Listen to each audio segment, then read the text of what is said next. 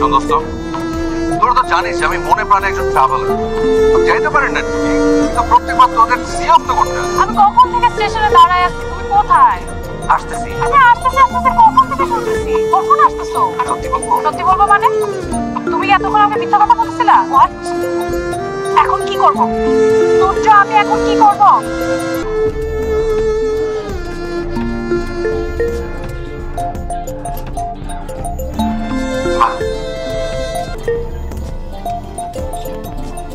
এভাবে তাকিয়ে আছেন কেন? আমার পেট খারাপ করবো।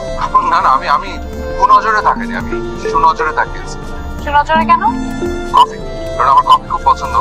আর রেল স্টেশনের খুব সুন্দর একটি মেয়ে কফি খাচ্ছে, দেখতে বেশ মিষ্টি লাগছে। আমি দুটোর সময় কফি খাই, এক যখন আমি অনেক আনন্দে থাকি, আর তুই? যখন অনেক টেনশনে থাকি। আপনি খেতে চান? চাই, কিন্তু আপনি যদি আমার কফির সাথে আমাকে কিছু মিশিয়ে চিন্তা করে ফেলেন। আপনার খেতে হবে না। আচ্ছা দাদা, আপনাকে বিশ্বাস করলাম, আপনি তার মানে টেনশনে আছেন।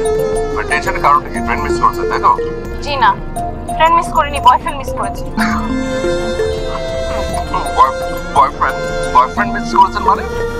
আমি একটা স্টুপিড ছেলের সাথে প্রেম করেছি। কিরকম স্টুপিড? আমরা প্ল্যান করেছি। কি প্ল্যান? আচ্ছা, আমি আপনাকে এত কথা বলছি কেন? আপনি তো আমার খাতিরের কেউ না। পয়েন্ট, পেটের মধ্যে রহস্য আছে, গভীর রহস্য। কিন্তু রহস্যটা কি? কি? বাসায় থাকার কথা। তুই রেল স্টেশনে কি করছিস? বন্ধুদেরকে বিদায় দিতে এসেছি। ভেবেছিলাম আমি বন্ধুদেরকে বিদায় দেওয়ার পর সোজা তোমার বাড়িতে যাবো, তবে সকালে নাস্তা থাকবো। এখন একটা কৌতূহলী সুন্দর মেয়েকে বিজি হয়ে গেছে। ছেড়ে কাজ, অর্ধেক কথা কিন্তু আমি একদম পছন্দ করি না।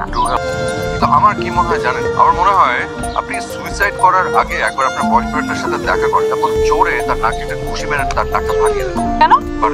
তো যার জন্য আপনি এত বাজে একটা পরিস্থিতির মধ্যে পড়েছেন, তার একটা পানিশমেন্ট হওয়া দরকার না? আপনি চুপ থাকেন।